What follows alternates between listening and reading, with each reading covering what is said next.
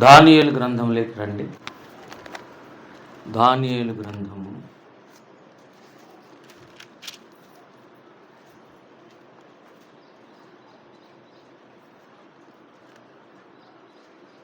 అధికారం అనేది ఎవరి చేతిలో ఉంటుంది అనేది అంశం పిల్లల 4వ అధ్యాయం 17వ వచనం చదువుదాం. ఇప్పుడు ఈ ఆజ్ఞ జాగరూకులకు దేవదూతల ప్రకటనను అనుసరించి జరుగును, నిర్ణయమైన పరిశుద్ధుల ప్రకటనను అనుసరించి సంభవించును. మహోన్నతుడగు దేవుడు మానవుల రాజ్యముపైని అధికారి అయ్యుండి తానెవరికి అనుగ్రహింప నిశ్చయించునో వారికి అనుగ్రహించుననియు ఆయా రాజ్యము పైన అత్యల్ప మనుష్యులను ఆయన నియమించుచున్నాడని మనుషులందరూ తెలుసుకొనున్నట్లు ఇలాగు జరుగును. చిన్న మాట ప్రార్థన. కృపగల తండ్రి, ప్రేమగల నాయన, పరిశుద్ధులైన దేవ, ఈ మాటలు దీవించండి, ఆశీర్వదించండి. మా మనస్సులు నీ వైపు ఎత్తుకుంటున్నాము.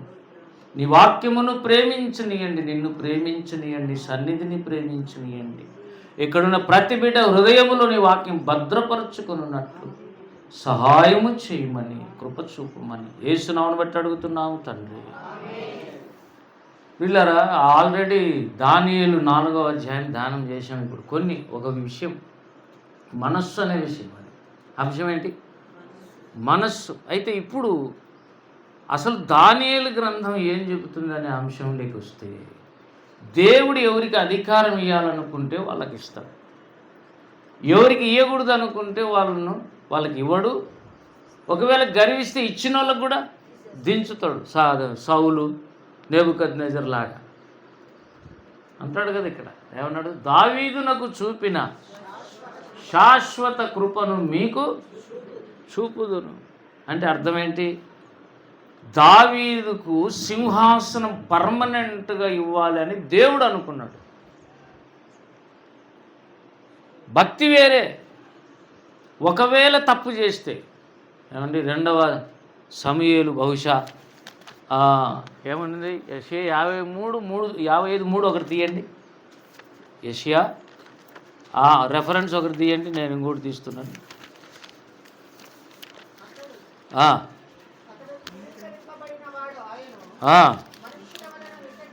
అది కాదు నాయన, యెషయా 55:3 ఇక్కడున్న రెఫరెన్స్.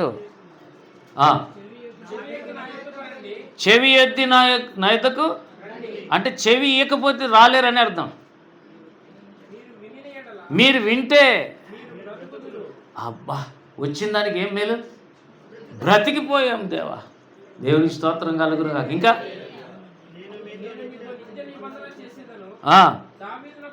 ఏం నిబంధన అది? ఆ నిబంధన కొట్టివేయబడని నిబంధన చేశాడు దావీదుతో. సౌలుతో నిబంధన కొట్టేశాడు, నిత్య నిబంధన చేసి ఇంకేమన్నాడు? దావీదునకు చూపిన ఏం కృప చూపించాడు? టెంపరరీనా? అశాశ్వతమైందా దావీదుకు చూపించింది? దావీదు సంతానానికి శాశ్వత కృపనే. దేవునికి స్తోత్రం కలుగునుగా. యేసు రక్తంలో కడగబడిన వారితో మాట్లాడుతున్నాడు. శిక్షిస్తాను అవసరమైతే. ఇక్కడ అన్నాడు 2వ సమూయేలు 7వ అధ్యాయం 14వ వచనం 2వ సమూయేలు 7:14 7:14 నేను అతనికి తండ్రి అయి ఉండును, అతడు నా కుమారుడయుండును. ఎవరు? సొలొమోను. అతడు పాపము చేసిన ఎడల నరుల దండముతోను మనుషులకు ఏ దెబ్బలు తగులుతాయో ఆ దెబ్బలతోనూ అతన్ని శిక్షించుదును. కానీ నిన్ను స్థాపించుటకై నేను కొట్టివేసిన సౌలునకు నా కృప ఎలాగ దూరం అయిపోయిందో అతనికి, అనగా ఏమండి, సొలొమోనుకు నా కృప దూరము చేయను అనేను. ఏదో స్పెషాలిటీ ఉందా లేదా? సౌలుకు దావీదుకు తేడా ఉంది. There is something difference between king Saul and king David. ఏదో ఉంది. ఏంటి అది అంటే, దేవుణ్ణి ఇంప్రెస్ చేశాడు దావీదు. దేవుడిగా నిబంధన చేశాడు. నిత్య నిబంధన చేశాడు యెషయా 55:3 ప్రకారం. ఇక్కడైతే అన్నాడు క్రొత్త నిబంధన చేశాడు. ఏమని? ఇక ఎవరైనా రక్షింపబడిన తర్వాత డెలిబరేట్గా అంటే పొరపాటుగా తప్పు చేస్తే క్షమించి శిక్షించి మళ్ళీ దగ్గరికి తీసుకుంటాడు. ఇప్పుడు దావీదు సంతానం అంటే ఎవరు ఫస్ట్? సొలొమోనే కదా. సొలొమోను తప్పు చేస్తే శిక్షిస్తాడట, కానీ కృపను దూరం చేయడంట. సాతానుకి ఏమైంది? కృప దూరం అయిపోయింది. సాతానుకు కృప దూరం అయిపోయింది. నెబుకద్నెజర్కి కృప దూరం కాలే, మళ్ళా కృప చూపించాడు. 7 ఏళ్ళు అయినాక ఏమైంది? మళ్ళా సింహాసనం ఎక్కాడు. ఎన్ని పాఠాలు నేర్పుతున్నాడో చూడు దేవుడు. లూసిఫర్ లాగా అయితే కృప దూరం అయిపోతుంది.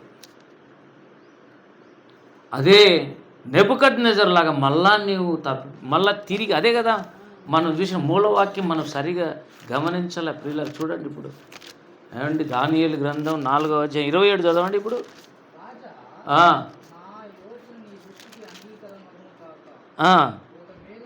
ఇది అసలు పాయింట్ ఏంటంటే, ఒకవేళ నీవు నీ పాపం మానేస్తే, వినాలా, నీవు నీ పాపాలు మానే అంటే ఏం చేస్తున్నాడు నెబుకద్నెజరు?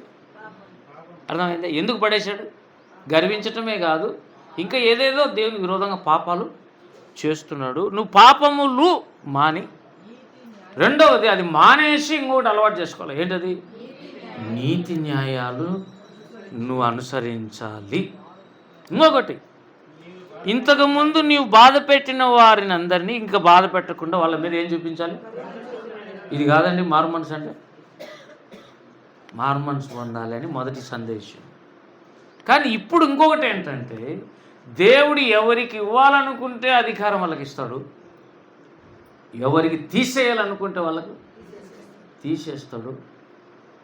ఏమండి, ఒకవేళ పర్మనెంట్గా ఉంచాలనుకుంటే కూడా ఉంచుతాడు. ఈ విషయం 4లో సార్కి చెప్తున్నాడు. ఎందుకు? కాబట్టి ఐపీబీపీలో ఏంటి? ఐపీబీపీ ఇండియా ప్రజాబంధు పార్టీ దేవుడు చెప్పింది. అందుకు నేను ఇవ్వాలనుకున్న రాజ్యం. ఉరికగా దేవుడు ఏదని చెప్తే అప్ టు డేట్ సమాచారం, ఫ్రెష్ న్యూస్ ఉండాల. ఇక్కడ ఏమంటున్నాడు ఆయన 17లో మధ్యలో, మహోన్నతుడగు దేవుడు మానవ రాజ్యముల పైనే. ఇప్పుడు చెప్పండి, మానవ రాజ్యాలు మెయిన్ 5.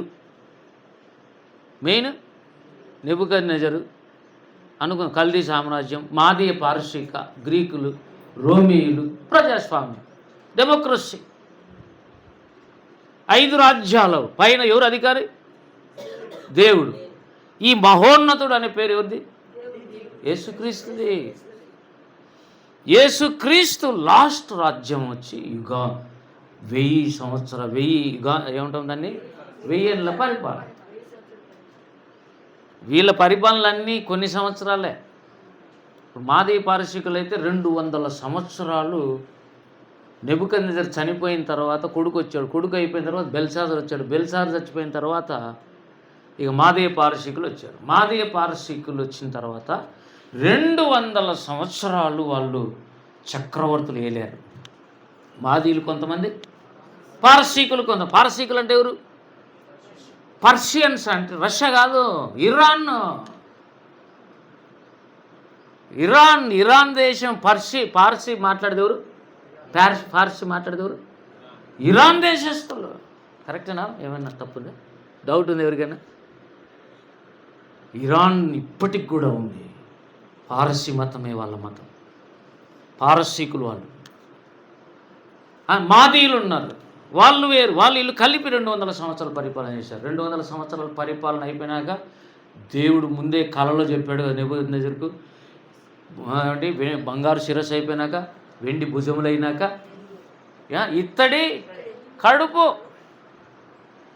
అంటే గ్రీకు సామ్రాజ్యం వచ్చేస్తుందని దేవుడు ముందే చెప్పాడు. కాబట్టి 200 సంవత్సరాలు అయిపోతానే అలెగ్జాండర్ ది గ్రేట్ వచ్చాడు. అంటే దేవుడు ఏం చూపిస్తున్నాడు? ఎవరికెవరికి నేను రాజ్యాలు ఇస్తానో అది నా చేతుల్లో ఉంది అని నేర్పించాలి. ఇప్పుడు నెబుకద్నెజర్ గర్విస్తే తీసేయాలి, మళ్ళీ దీనుడైతే మళ్ళీ ఇవ్వాలి. అంటే తీసేసిన ఇచ్చిన ఎవరి చేతిలో ఉండాలి? దేవుని చేతిలో ఉండాలి.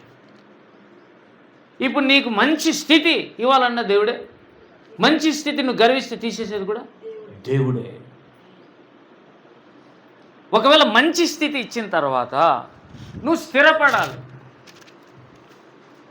ఆ నుంచి పడిపోయే అవకాశం ఉంది. Example Lucifer. కాబట్టి ఆడికి పోయినాక ఏం చేయాలా? మనము అక్కడి పోయినాక మనం స్థిరపడాలి. సామెతల గ్రంథంలోకి రండి వీళ్ళరా. సామెతలు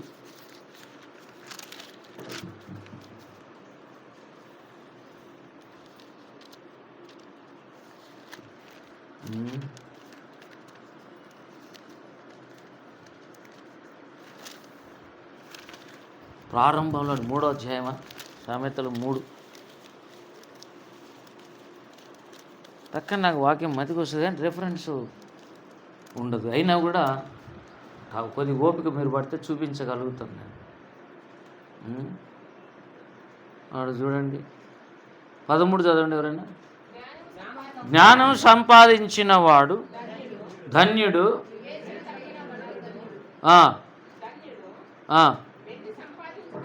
వెండి సంపాదించుట కంటే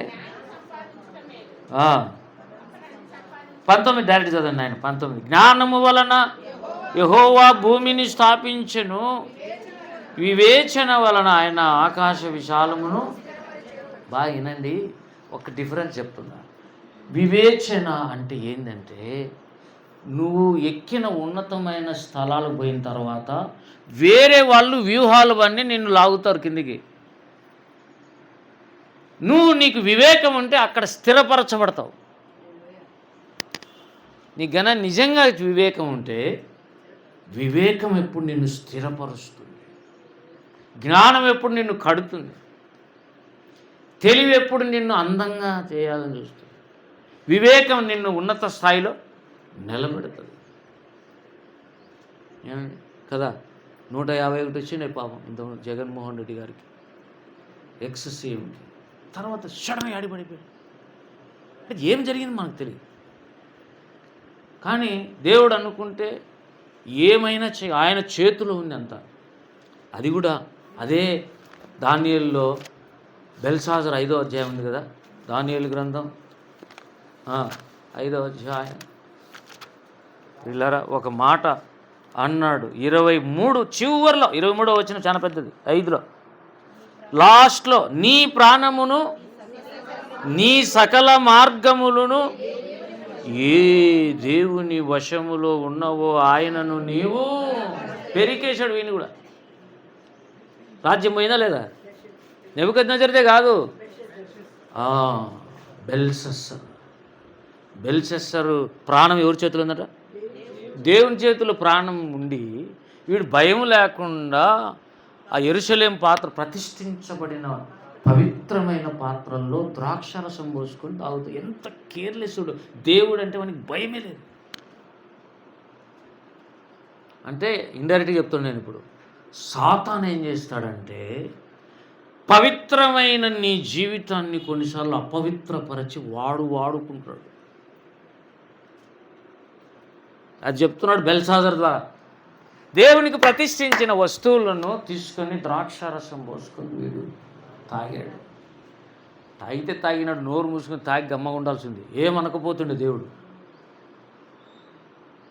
మేనే టికేలు ఉపార్సిన అనకపోతుండే దేవుడు. వానికి మధ్యలో దయ్యం దూరి వానికి వచ్చిన ఆలోచన ఏంటంటే పోండి ముందు పోయి తీసుకురాపండి అనే ఆలోచన ఎక్కడి నుంచి వచ్చింది? 5వ వచనంలో చూడండి ప్రియులరా, 3వ వచనం 2 చివరిలో తన తండ్రియగు నెబుకద్నెజరు యెరూషలేములోని ఆలయంలో నుండి తెచ్చిన వెండి బంగారు పాత్రను తెమ్మని. ఎందుకు తేవాలా అంటే అవి సువర్ణ ఉపకరణములు. 3వ వచనంలో తెచ్చి ఉంచగా రాజును అతని అధిపతులను రాణులు అతని ఉపపత్నులు వాటిలో ద్రాక్షారసం పోసి. అసలు ఈ తాట ఎట్లొచ్చింది? అది నాకు కావాలి. తాగేవాడు తాగరా నోరు మూసుకొని, నువ్వు తాగుడుపోతావు అని అనుకుంటాడు దేవుడు. తాగేటోళ్ళు చాలా మంది ఉన్నారు. అసలు యవనస్తులలో 100% తాగనోడు లేడు ఈ దినాల్లో. అయితే కన్నా సాయంత్రం అయ్యే తలికే ఏమండి అంత శ్రద్ధగా ఎవరు గుళ్ళకు కూడా పోరు. పోతారు, తెచ్చుకుంటారు, ఎన్నోకు చీకట్లు కూర్చుంటారు. ఎందుకంటే మళ్ళీ బరువు కూర్చొని తాగుతూ ఆనందించి నిండిపోయి పొర్లిపోయిన మత్తు వచ్చేంతవరకు తాగి అప్పుడు ఇళ్ళకి పోతారు. బహుశా అందుకేనేమో దేవుడు పురుషులకు ఉద్యోగాలు సద్యోగాలు ఏమి చేస్తున్నాడు. తిని తాగి వచ్చి ఆడవాళ్ళని కొడతారు ఇంట్లో. న్యాయంగా ఆలోచన చేయాలి. నువ్వేం చేస్తున్నావు, నీ గృహంలో నువ్వేం చేస్తున్నావు? What is your responsibility in the family? నువ్వు యువర్ నీవే పోషించాలి, నీవే సంరక్షించాలి. ఆడపడి సాయంత్రం అయ్యే తల్లికి ఊరు బయట్ల చీకటి ప్రదేశాల్లో కూర్చొని తాగటం, తాగు, ఎట్లా పోయేది పాతాళానికే లే. కానీ వీడు చేసిన అడిషనల్ వర్క్ ఏం తెలుసా? దేవుని పాత్ర ఆలయంలో ఉండేది తెచ్చుకోమని ఎవరు చెప్పారు ఈ ఆలోచన? యూదా హృదయములో అంతకుముందు సాతాను ఆలోచన పుట్టించి సేమ్ లూసిఫర్ ఇంట్లో కూడా పుట్టించు. మామూలు తాగితే నువ్వేం రాజురా, ఎట్లా తాగలవు? బంగారు పాత్రలు తాగాలి. బంగారు పాత్రలు ఏమి నీ దగ్గర లేవా? అయ్యొద్దో, యెరూషలేములో నుంచి ప్రతిష్ఠించబడిన పవిత్రంగా ఉండడానికి హిస్సోపు రక్తంతో కడగబడిన పవిత్ర పరికరాలను తీసుకొని వచ్చి దాంట్లో పోసుకొని తాగు. మళ్ళీ నువ్వు కాదు, నీ అధిపతులు ఎంతమంది? 120 మంది, నేను లేదా 127 మంది అనుకున్నాను అక్కడ. సరే, అధిపతులు చాలామంది ఉన్నారు. ఎందుకు తెలుసు? 6వ వచనంలోకి రా. తన రాజ్యం అంతటి పైన అధిపతులుగా ఉండుటకై 120 మంది అధిపతులు. ఇది దర్యావేష్ కాలం. బెల్షస్సర్ కాలంలో 1000 మందికి ఇవ్వాలనుకున్నాడు. కానీ ఇంకా అధిపతులు చాలామంది మెయిన్ ఇంపార్టెంట్ పర్సన్స్ని పిలిచాడు, భార్యలు కూడా పిలిచాడు. అంటే స్త్రీలు తాగుతారా లేదా? చూడండి ఎట్లుండవు. రాజులైతే స్త్రీలు కూడా, మళ్ళీ ఉపపత్నులు. నీ ఇష్టం వచ్చినట్టు ఎంజాయ్ చేస్తున్నారు, ఎంజాయ్ చేయండి. దేవుని తెచ్చుకొని దాంట్లో ఇప్పుడు ద్రాక్షారసం పోశారు, గర్వం పరాకాష్ఠకు వచ్చేసి దేవుని హస్తం డైరెక్ట్గా వచ్చేసి ఆ గోడ మీద రాయటం. మెనే టికెల్ అంటే దేవుడు నిన్ను తక్కడిలో తూచగా. బాగా వినండి, మనల్ని కూడా, బెల్షస్సర్నే కాదు, మనల్ని కూడా దేవుడు తక్కెడలో తూస్తాడు. అక్కడ మాత్రం కృప పనికిరాదు, న్యాయము ధర్మం పనిచేస్తుంది. దాని పేరే ధర్మకాట. ఏం కాట అది? పాట రాజబాబు రాసింలే, యేసయ్య నా దొర పాటలో ధర్మకాట. నన్ను మధ్యలో ధర్మకాట. దేవుడు ఎప్పుడైనా భక్తులను కూడా చూస్తాడు. నువ్వు తక్కువనిగా కనపడకూడదు అంటే ఒకటే ఒక సూత్రం, యేసు నీతో పాటు కూర్చోవాలి. అర్థమవుతుంది ఈ పాయింట్? ఆ ధర్మకాటలో యేసయ్య నీతో పాటు కూర్చో. ఎప్పుడు నాయన నీ దయస్వామి, నీ కృపయ్య, తప్పు చేసి అతి బాగుడు బాగా కడుగు, నన్ను నోరు కడుగు నాయన, ఆడిపోతాను నేను, నువ్వుదివే దిక్కు. ఈ పదాలు నేర్చుకోండి మీరు. ఆడిపోతాం నాయన. పేతురు అంటాడు, నిత్య జీవం గల మాటలు గలవాడు. మేమే ఆడిపోతాం, వాళ్ళంటే వదిలిపోయినారు, మేమైతే ఎక్కడికి పోలేము ప్రభా. ఎక్కడికి పోవాలి? నీవే నిత్య జీవపు మాటలు గలవాడు. పో, ప్రాణాలు పోయినా పో అంటే అప్పుడు అనుకున్నాడు ఈ 12 మంది నాకు కావాలని. ఏమని స్తోత్రం. ఆ కాటల ధర్మం ఈ పక్క, ఏ పక్క అయితే యేసు ప్రభు నువ్వు నీతో పాటి కృప కూర్చుంటాడో, ఈ అవతల ఏం పెట్టినా అని మనం తూగుతాం. వీరికి యేసు ప్రభు లేడు కదా, అందుకే వారి తొక్కల్లో తోచగా తక్కువ అని కనపడే. ఎందుకు? యేసు లేడు, పాపంలో బ్రతుకుతున్నాడు, తాగుతున్నాడు. పైగా జడ్జిమెంట్ మాత్రం ఎవరికైనా వస్తుంది. యేసు లేకపోయినా జడ్జిమెంట్ వస్తుంది. Be careful. అందుకే అన్నాడు అక్కడ 4లో, సర్వోన్నతుడు ఎవరికి అధికారం ఇవ్వాలనుకుంటే, మహోన్నతుడు ఎవరికి అధికారం ఇవ్వాలనుకుంటే ఆయనకి ఇస్తాడు. 17. నెక్స్ట్ రండి 24 చదవండి. రాజా, ఈ దర్శన భావం ఏమనగా, సర్వోన్నతుడకు దేవుడు రాజుగున ఏలిను అని గురించి చేసిన తీర్మానం, జడ్జిమెంట్. రాజులను గురించి జడ్జిమెంట్. ఇక్కడ ఎవరు? సర్వోన్నతుడు. అక్కడ మహోన్నతుడు. ఇంకా కిందికి రండి 4లో, అదే 26లో మధ్యలో, సర్వోన్నతుడు అధికారి అని నీవు తెలుసుకొని మీదట నీ రాజ్యం నీకు మరలా అంటే ఎవరు పని చేస్తున్నారు? సర్వోన్నతుడు ఇంకా పనిచేసి అంటే అధికారం అంతా ఆయన చేతిలో. మహోన్నతుడు కానీ సర్వోన్నతుడు కానీ టేకప్ చేస్తున్నాడు. మహోన్నతుడు అంటే యేసుక్రీస్తు ప్రభు, సర్వోన్నతుడు అంటే అందుకే ఎక్కువ సర్వోన్నతుని మీదకే ఉంది ఇక్కడంతా. ఇంకా ఇంకా 4లో ప్రియులరా, 24లో సర్వోన్నతుడు, 26 మధ్యలో సర్వోన్నతుడు దేవుడు మానవ రాజ్యముల పైన అధికారి అయి ఉన్నాడని తాను ఎవరికి దాన్ని అనుగ్రహింప నిశ్చయించండి. సేమ్ వచనం 17, 26 ఒకటే తేడా. అక్కడ మహోన్నతుడు, ఇక్కడ సర్వోన్నతుడు. అంటే దేవుని చేతిలో ఈ అధికారం ఉంది. దేవుడు ఎవరికైనా అధికారం ఇవ్వాలనుకుంటే, దానియేలుకి ఇవ్వాలనుకుంటే, షడ్రకు మెషకు అబేద్నెగోలకు ప్రధానులు చేయాలనుకుంటే, యోసేపును రాజు ఫరో తర్వాత రాజు చేయాలంటే, లేకుంటే ఎస్తేర్ని రాణి చేయాలనుకుంటే ఎవరి చేతులు ఉన్నాయి? ఎన్ని ఎగ్జాంపుల్స్ చూడు. నీకు ఉద్యోగం ఇవ్వాలంటే ఏం సారు ఇప్పుడు చెప్పు, ఉద్యోగం ఎవరి చేతిలో ఉంది? ఏం చేతిలో? నీవు 100% ప్రిపేర్ చేయ, అయినా కూడా యు ఆర్ నీడింగ్ దేవుని యొక్క అవసరత ఖచ్చితంగా. గ్రేస్ ఉండాలి, గ్రేస్. దేవుని కృప వచ్చి కూర్చోకపోతే తోగలేవు. నేను చెప్పిన ఫిన్నీకి ఈరోజు వాడు ఎగ్జామ్ రాస్తున్నాడు. మధ్యాహ్నం ఇంకొక ఎగ్జామ్, ప్రిలిమినరీ ఎగ్జామ్, ప్రిలిమ్స్ జరుగుతుంది. ఉదయం ఒకటి అయిపోయింటుంది, మధ్యాహ్నం ఒకటి జరుగుతుంటుంది. 2 దాంట్లో 400 మార్కులకు రాయాలి. నెగిటివ్ మార్క్స్ ఉన్నాయి. ఏం తప్పు పెట్టినా ఉన్న పాయింట్లు కూడా పోతాయి. కనీసం 200 400కు 200 వస్తే సెలెక్ట్ అవుతారు. చాలా కష్టం సివిల్ సర్వీసెస్. దేవుణ్ణి అడిగి అడిగి అడిగి ఎన్నో సంవత్సరాల నుంచి అడిగి, వాడు ఐటీలో వాడు ఎక్స్పర్ట్ చెప్పాలంటే. ఐటీ పోతే వానికి 1,00,000 2 lakhs శాలరీ వస్తుంది వానికి. నేను పోండాడంటే సరే వాడేమో ఇష్టపడ్డాంలే అని ప్రార్థనలు చేసి అవి చేసి దేవుడిని నేను ఉన్నాలే అన్నాడు. దేవుని స్తోత్రం, నేను ఉన్నాలే.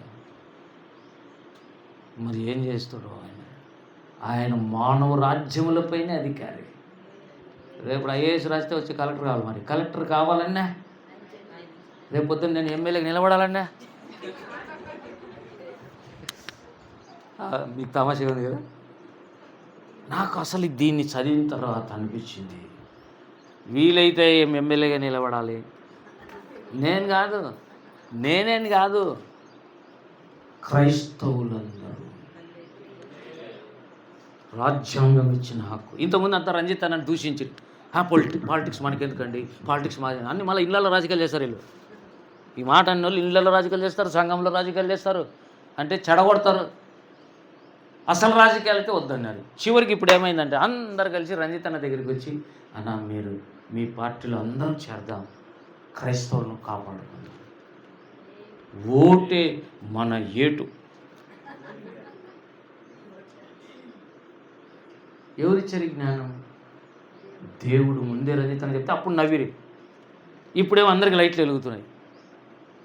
కాబట్టి నిలబడే వాళ్ళంతా నిలబడండి. ఏం డబ్బులు ఖర్చు కావు. మహా అంటే 10,000 లేదంటే 25,000. నామినేషన్ వేయాలంటే కోట్లు లేకుంటే ఎట్లా చేస్తారండి ఓట్లు అంటే? అది 2వ, 3వ, 4వ. ఫస్ట్ నిలబడను. దేవుని స్తోత్రం కలుగునుగా. ప్రభుత్వాలు ఎవరి చేతులు ఉన్నాయి? మహోన్నతుడు, మానవ రాజ్యముల పైన అధికారి. మొత్తం 4వ అధ్యాయం అంతా అదే. మీరు ఎన్నిసార్లు చదవండి, మళ్ళీ ఇంకా తిప్పండి. మళ్ళీ అదే చోట 26 మధ్యలో సర్వోన్నతుడు అధికారి అని నీవు తెలుసుకున్న మీదట.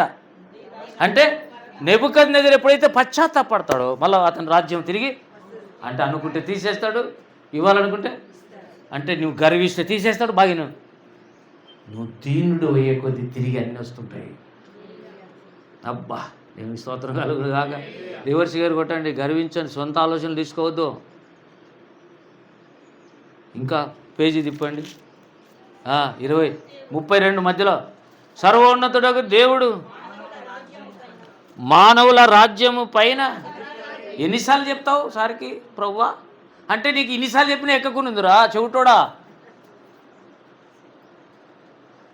అందుకే అన్నాడు, ఆత్మ సంఘములతో చెప్పుచున్న మాట చెవిగలవాడు వినుగాక.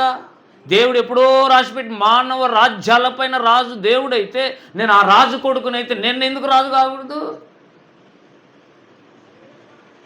దేవుని పిల్లలగుటకు అధికారం దేవుని స్తోత్రం కలుగును కాదు. మన గ్రహింపు లేదు, అది చెప్పు. ఎప్పుడు బీదలుగా బతుకుతుండవు, వింటుంటే సాల్లే అంటావు. నేను ఎవరికి ఇయ్యను, వాళ్ళది నాకు వద్దు అంటావు.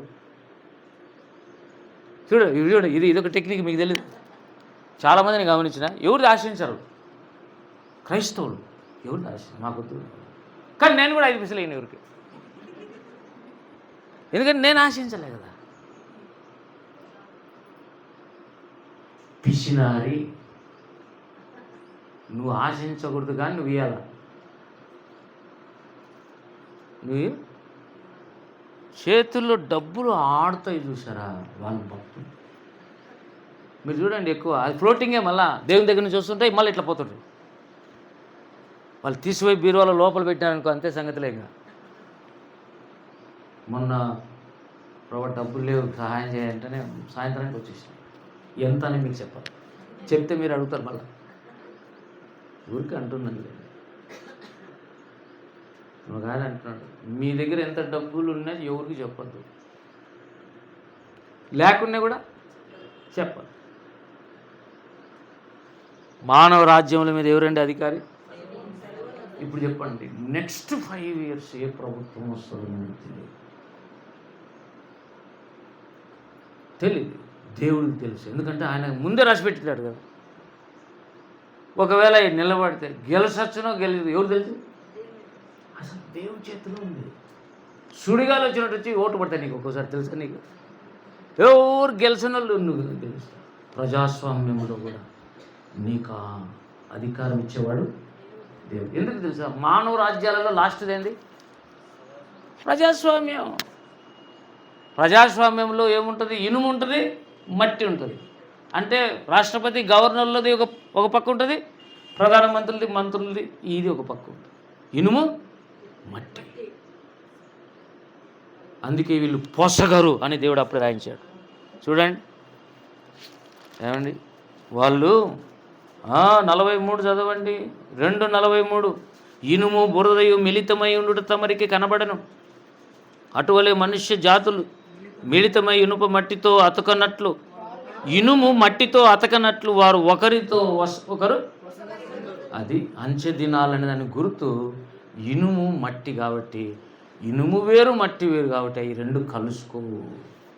పాలు నీళ్ళు అయితే, పెట్రోలు కిరసనాలు అయితే కలుస్తాయి, కానీ ఇనుము మట్టి దేవుని పిల్లలు భక్తిహీనులు ఎప్పుడు కలసరు.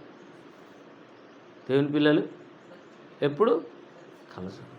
కాబట్టి ప్రజాస్వామ్యంలో ఎందుకు ఇంత గలిబిలి ఉందంటే, ఒకరితో ఒకరు పొసగరని దేవుడు ఎప్పుడో దానియేలు కాలంలోనే రాశాడు. అంటే ఎంత దూరం ఆయన చూస్తాడో చూడండి. నిన్ను కూడా చూస్తున్నాడు, మనల్ని అందరినీ ఇప్పుడు చూస్తున్నాడు. బైబిల్ చదువు. అసలు ప్రపంచ చరిత్ర ఎలా జరగబోతుందో దానియేలుకు చెప్పాడు. 10వ అధ్యాయంలో లాస్ట్ చెప్పింది అదే. 10వ అధ్యాయం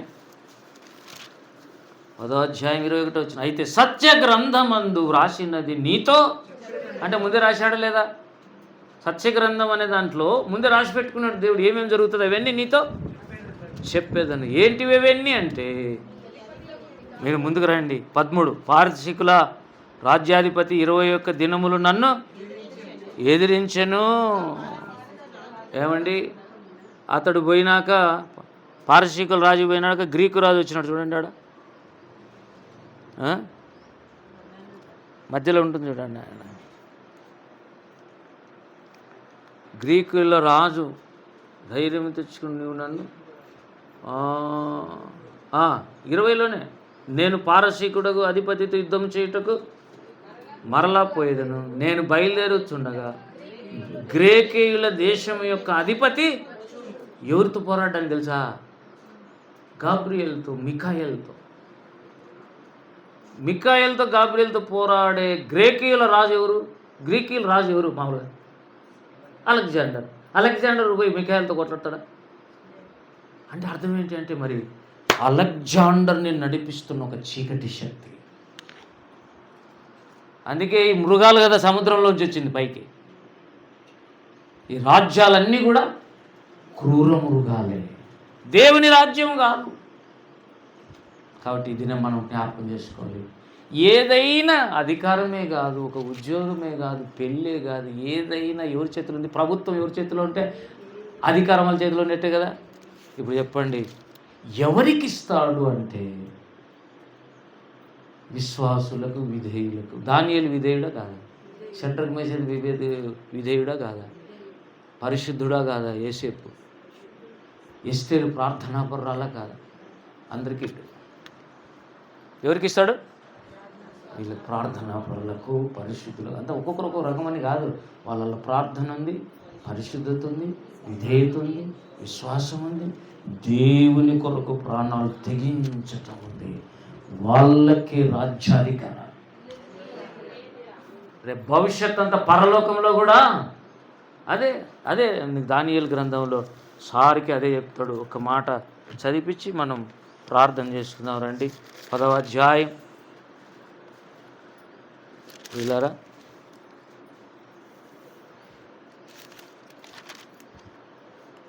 10వ అధ్యాయం కాదు, 7వ అధ్యాయం 21 చదవండి. 21 ప్రపంచ చరిత్ర చెప్తూ ఇశ్రాయేల్కి ఏం జరుగుతుందో చెప్పాడు. ఇశ్రాయేల్కి ఒకటే చెప్తుంటే బాగినండి, సంఘానికి ఏం జరుగుతుందో కూడా చెప్పాడు. ఇప్పుడు 21 చదవండి. ఈ కొమ్ము ఎవరు? ఈ కొమ్ము అంటే యాంటీ క్రైస్ట్కు ఉన్న ఇంకొక పేరు కొమ్ము. ఈ కొమ్ము పరిశుద్ధులతో యుద్ధము చేయుచు వారిని గెలుచున్నదాయను. అంటే పరిశుద్ధులతో యుద్ధం చేయడానికి వాడు వస్తున్నాడు, వాళ్ళను నలగొడతాడు. ఇంకా పక్కనకి రండి. 25 ఆ రాజు మహోన్నతునికి విరోధముగా మాట్లాడుచు మహోన్నతుని భక్తులను నలగొట్టును. భక్తులను ఏం చేస్తాడు వాడు? పరిశుద్ధులను అనే భక్తులన్నీ ఒకటే. వాళ్ళని నలగొట్టడానికే ఒకడు వస్తున్నాడు, వాడు కొమ్ము అని పేరు. ఇంకా కిందికి వస్తే ప్రియులరా,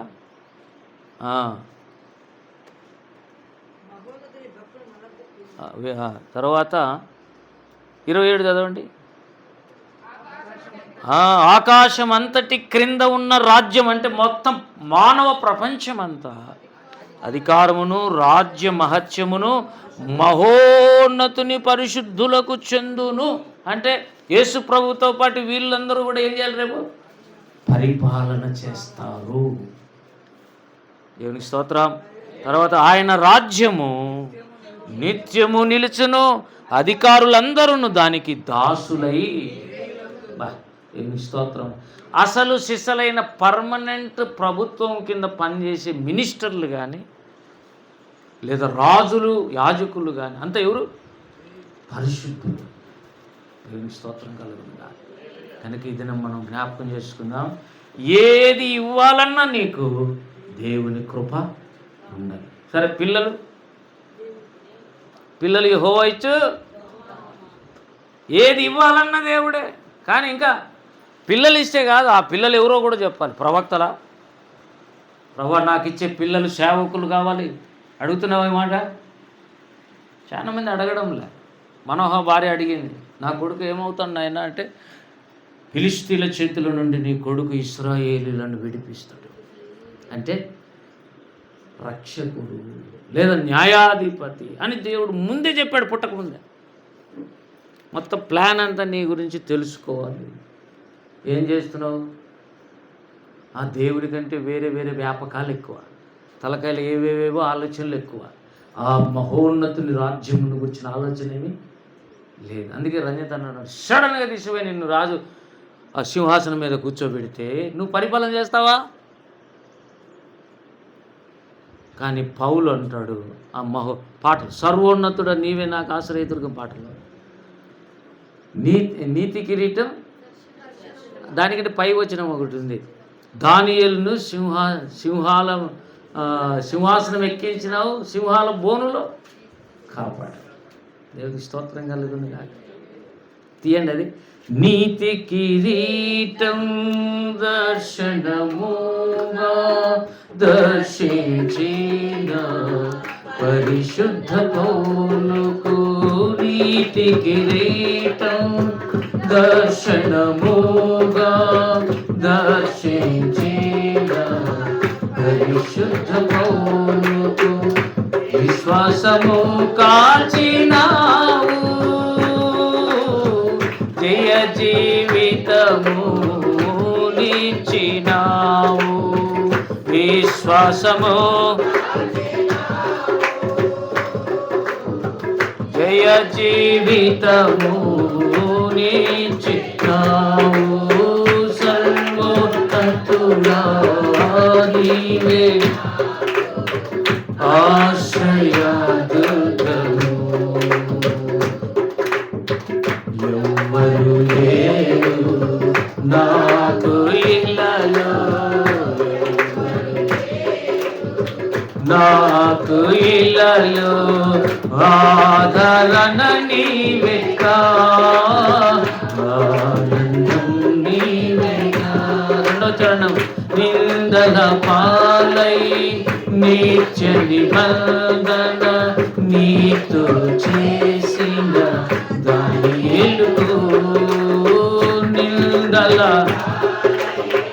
నిత్య నిబంధన నీతో చేసిన దానియేలుకు సింహాసనమిచ్చినావు,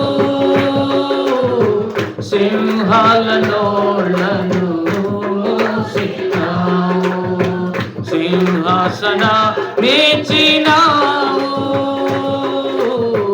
సింహాల నోళ్లను మూసినావు.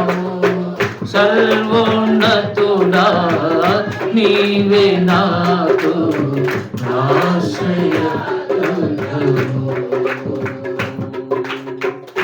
హల్లెలూయా. రండి ప్రార్థన చేద్దాం ప్రియులారా. దేవునికి ఎవరి